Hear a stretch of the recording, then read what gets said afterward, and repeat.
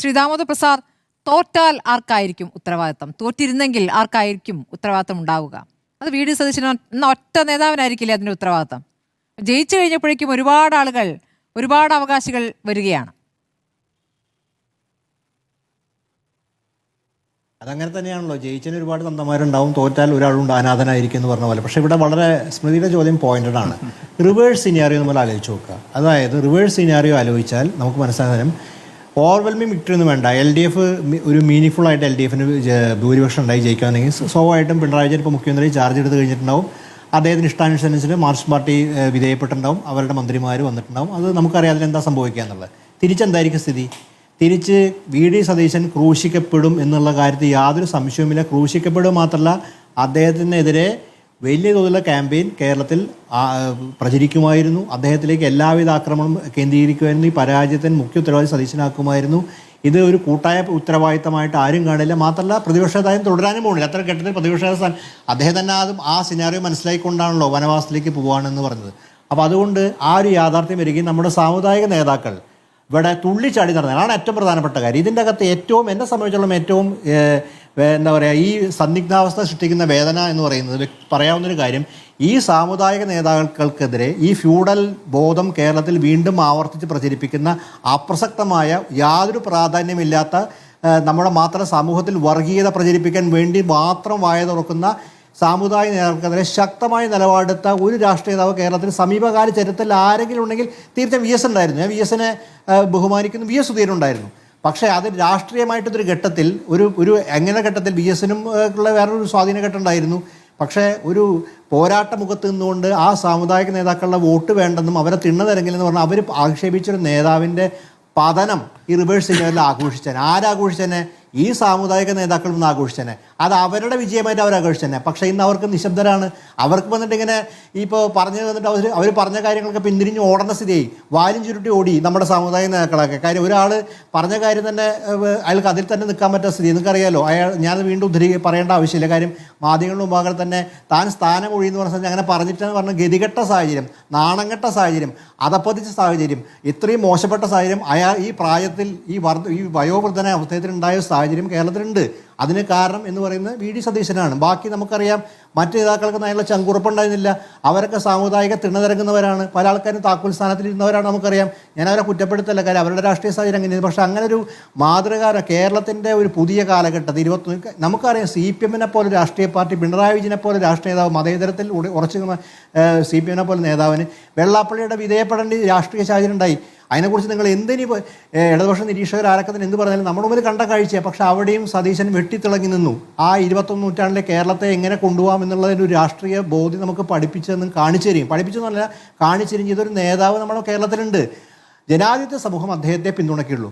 ഞാൻ രാജു പി നായരോട് ഒരു പകുതി യോജിക്കും. കാര്യം കോൺഗ്രസ് ലിബറൽ പാർട്ടിയാണ്. അതിന് ഒരു ഉദാര സ്വഭാവം ഉണ്ട്. ആ ഉദാര സ്വഭാവം അനുസരിച്ച് കൺസൾട്ടേഷനൊക്കെ അതിൻ്റെ ഭാഗമാണ്. അതിന് പല കാര്യങ്ങളും ചെയ്യേണ്ടി വരും. പക്ഷേ അതൊക്കെ എപ്പോഴും ഉണ്ടാവുന്ന ഒരു സന്ദിഗ്ധാവസ്ഥയിലുണ്ടാവുന്ന അത്തരമൊരു സന്ദിഗ്ധാവസ്ഥ കേരളത്തിൽ നിലനിൽക്കുന്നില്ല. കേരളത്തിൽ ഓവർവെൽമിംഗ് വിക്ടറി ഇത് റീഡ് ചെയ്യാനായിട്ട് കേരളത്തിൽ ഏത് രാഷ്ട്രീയ നേതാവിനെ പറ്റാതിരിക്കുക? കേരളത്തിലെ ഓവർവെൽമിംഗ് വിക്ടറി എന്ന് പറഞ്ഞാൽ ഏത് രാഷ്ട്രീയ നേതാവിനാണ് അതിൻ്റെ റീഡിങ് ഇല്ലാതിരിക്കുക? കേരളത്തിൽ എങ്ങനെയാണ് വിജയത്തിൻ്റെ സ്വഭാവം എന്താണ്? എങ്ങനെയാണ് അതിൻ്റെ ഒരു രാഷ്ട്രീയത്തിലേക്ക് വിജയത്തിലേക്ക് എത്തിച്ചേർന്നത്? അതിന് എന്തൊക്കെ ഘടകങ്ങൾ പ്രവർത്തിച്ചു? ആ ഘടകങ്ങൾ പ്രവർത്തിക്കാൻ ആരൊക്കെയാണ് എന്ത് പങ്കുവഹിച്ചു എന്നുള്ളത് മനസ്സിലാക്കാൻ ഇത്ര ബുദ്ധിമുട്ടുണ്ടോ? പക്ഷേ കഴിഞ്ഞ തെരഞ്ഞെടുപ്പുകളെ അപേക്ഷിച്ച് ഇപ്പോൾ മുസ്ലിം ലീഗിന് അങ്ങനെ ഒരു വലിയ അവകാശവാദം അല്ലെങ്കിൽ കോൺഗ്രസ് ഇങ്ങനെ പ്രവർത്തിക്കണം എന്ന് ഉറപ്പിച്ചു പറയാനുള്ള ഒരു സാഹചര്യം ഇല്ലല്ലോ എന്നുള്ളൊരു മറുവാദം കൂടി ഉയരുന്നുണ്ട്. കാരണം 63 എന്ന വലിയ സംഖ്യ കോൺഗ്രസിനുണ്ട്. അതിനോട് കുറച്ചുകൂടി ചേർത്ത് വെച്ചാൽ, അത് മറ്റ് ഘടകകക്ഷികളും ചേർത്ത് വെച്ചാൽ വേണമെങ്കിൽ ഒറ്റയ്ക്ക് ഭരിക്കാം. അതായത് ലീഗില്ലാതെ ഭരിക്കാം. അങ്ങനെ ഒരു തീരുമാനത്തിലേക്ക് കോൺഗ്രസ് പോയി എന്നല്ല കേട്ടോ. കോൺഗ്രസിന് അങ്ങനെ ഒരു ആത്മവിശ്വാസത്തിൻ്റെ ഒരു സാഹചര്യം ഇവിടെയുണ്ടല്ലോ. ലീഗിന് ഉറപ്പിച്ച് അല്ലാതെ ആവശ്യപ്പെടാൻ പറ്റാത്തൊരു സാഹചര്യം ഇവിടെയുണ്ടല്ലോ. തെരഞ്ഞെടുപ്പാനന്തര സാഹചര്യമാണ് ഞാൻ പറഞ്ഞത്. അതിനു മുമ്പ് അങ്ങനെയല്ല. കോൺഗ്രസിനെ വിജയിപ്പിച്ചതിൽ ലീഗിന് പ്രധാനപ്പെട്ട പങ്കുണ്ട്. പല മണ്ഡലങ്ങളിലും അത് ആ രൂപത്തിൽ പ്രവർത്തിച്ചിട്ടുമുണ്ട്. പക്ഷേ അതിനുശേഷം നമുക്കറിയാം ഇവിടെ മാത്യു കുഴൽനാടനെ പോലുള്ള നേതാക്കൾ പ്രതികരിച്ച് നമ്മുടെ മുന്നിലുണ്ട്. അപ്പോൾ ഇങ്ങനെ ഒരു ആത്മവിശ്വാസത്തിൻ്റെ അടിസ്ഥാനത്തിൽ തന്നെ ഈ പറഞ്ഞ മുകളിൽ നിന്ന് വരട്ടെ, മുകളിൽ നിന്ന് വരുമ്പോൾ മുകളിൽ ആ തീരുമാനമെടുക്കുന്നതിന് അവർക്ക് അതിൻ്റെതായ ന്യായീകരണമുണ്ട്. KC വേണുഗോപാലിനെ യോഗ്യനായ KC വേണുഗോപാലിനെ അങ്ങനെ ഒരു സ്ഥലത്ത് ഇരുത്തേണ്ടതുണ്ട്. കാരണം ഡൽഹിയിൽ അദ്ദേഹത്തിൻ്റെ കാലാവധി കഴിയുന്നു എന്ന രൂപത്തിലുള്ള അനുമാനങ്ങൾ കൂടിയുണ്ട്. അപ്പോൾ അതിനെ എങ്ങനെ കാണണം? അത് കേരളത്തിന്റെ ജനാധിപത്യ ബാധ്യതയല്ല. അദ്ദേഹം എവിടെ ഇരിക്കുന്നു, എവിടെ കൊണ്ടിരുത്തണമെന്ന് രാഹുൽ ഗാന്ധിയുടെ വ്യക്തിപരമായ പ്രശ്നമാണ്, കോൺഗ്രസ് നേതൃത്വത്തിന്റെ പ്രശ്നമാണ്, കേരളത്തിന്റെ ജനാധിപത്യ ബാധ്യതയായിട്ട് കാണരുത്.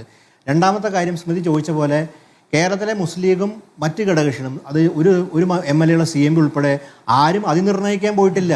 അതായത് ഓവർ ഡിറ്റർമിൻ ചെയ്യാൻ പോയിട്ടില്ല. കോൺഗ്രസ് ഇങ്ങനെ ചെയ്യണം, ഇന്ന മുഖ്യമന്ത്രി ആക്കണം എന്ന് പറഞ്ഞത്. പക്ഷേ ഘടകകക്ഷികൾ കൂടി ചേരുമ്പോഴാണ് UDF-ന്റെ മുഖ്യമന്ത്രി ആരാന്നുള്ള സജഷൻ കൊടുക്കാനുള്ള ജനാധിപത്യ സ്വഭാവം UDF-നുണ്ട്. അത് പക്ഷേ LDF-ൽ അത്ര പ്രായോഗികമായിട്ട് വർക്ക് ചെയ്യുന്ന കാര്യമായിട്ടില്ല. CPM-ന്റെ അപ്രമാദത്തിൽ ഒരുപക്ഷെ മറ്റ് പാർട്ടികൾക്കൊന്നും അത്ര ഒരു സേ ഉണ്ടാവില്ല. പക്ഷേ UDF സംബന്ധിച്ചോളം അതിൻ്റെ കെട്ടുറപ്പിൻ്റെ അടിസ്ഥാനം ലീഗിൻ്റെ ഒരു സാന്നിധ്യമാണ്. അപ്പോൾ ലീഗ് അതിൻ്റെ അഭിപ്രായം പറയും.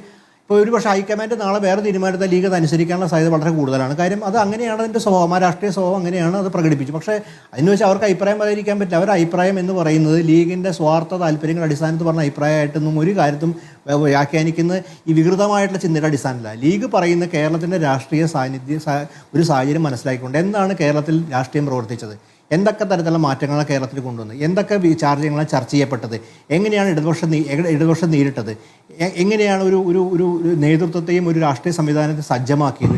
നമ്മുടെ കഴിഞ്ഞ കുറച്ചു കാല ചർച്ചകളെന്ന് നോക്കിയാൽ മതിയല്ലോ. ഇത് ഒരു കാര്യം കൂടി സ്മൃതി പറയാനുള്ളത്, ഞാനിപ്പോൾ കോൺഗ്രസ് സംബന്ധിച്ചുള്ള ഇത് പ്രധാനപ്പെട്ട കാര്യം വെച്ചിട്ടുണ്ടെങ്കിൽ കോൺഗ്രസ് ഇതുപോലെ തന്നെ ചർച്ചകളിലൊക്കെ തന്നെ പല സമയമെടുത്ത് കൺസൾട്ടേഷൻ ചെയ്തിട്ടുണ്ട്. 1991 നമുക്ക് നരസിംഹറാവു വന്നൊരു സാഹചര്യം, പക്ഷേ അതൊരു ന്യൂനപക്ഷ ഗവൺമെൻറ് ആയിരുന്നു.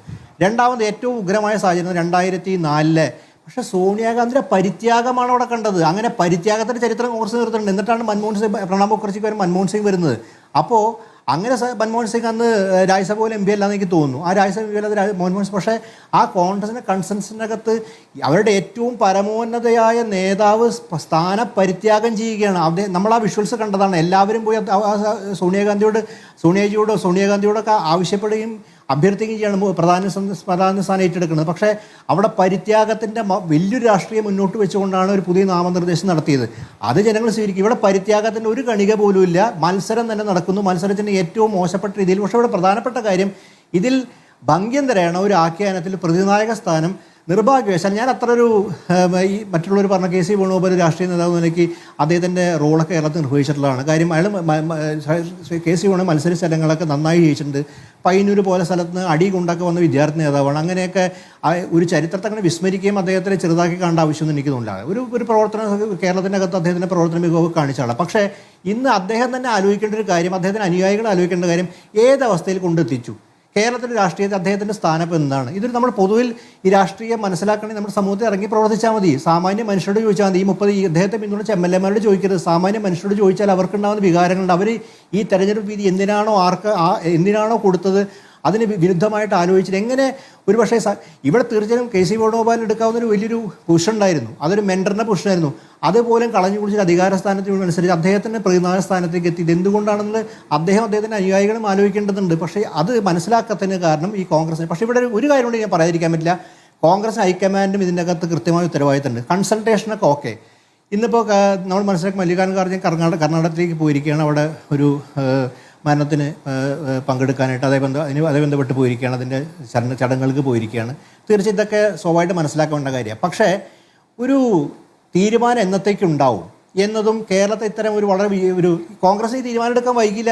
തമിഴ്നാട്ടിൽ അത്തരം വൈകിലുണ്ടായ കാര്യം DMK എന്ന ദീർഘകാല സഖ്യകക്ഷി ഉപയോഗിച്ചിട്ട് TVKയുടെ കൂടെ പോകാനും വിജയ്ക്ക് പിന്തുണ കൊടുക്കാനും വലിയ സമയം എടുക്കേണ്ടതിലൂടെ രാഹുൽ ഗാന്ധിയുടെ സാന്നിധ്യം ഉണ്ടായിരുന്നു.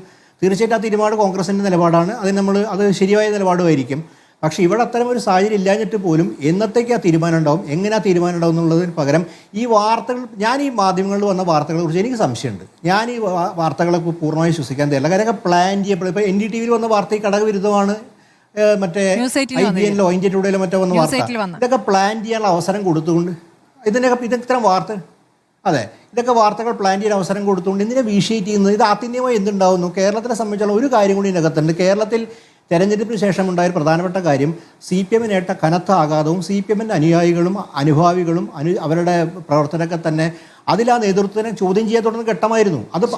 ആ പാർട്ടിയുടെ ജനാധിപത്യവൽക്കരണത്തിന് അനുഗുണമായ രാഷ്ട്രീയം കേരളം രൂപപ്പെടായിരുന്നു. അത് ഒറ്റയടിക്ക് റദ്ദാക്കി കൊടുത്തു. അതായത് ആ നേതൃത്വത്തിനെ സഹായിച്ച രീതിയിൽ നിലപാടിലേക്ക് കോൺഗ്രസ് നേതൃത്വം എന്നുള്ളതാണ് ഏറ്റവും CPM നൽകിയൊരു പാഠമുണ്ട്. തെരഞ്ഞെടുപ്പിൽ പലയിടത്തും കടപുഴകിയതും അതോടൊപ്പം തന്നെ ഏറ്റവും പ്രധാനപ്പെട്ട നേതാക്കൾക്ക് ഭൂരിപക്ഷം എത്രത്തോളം ഇടിഞ്ഞു താഴേക്ക് എത്തി എന്നുള്ളത് നമ്മുടെ മുന്നിലുണ്ട്.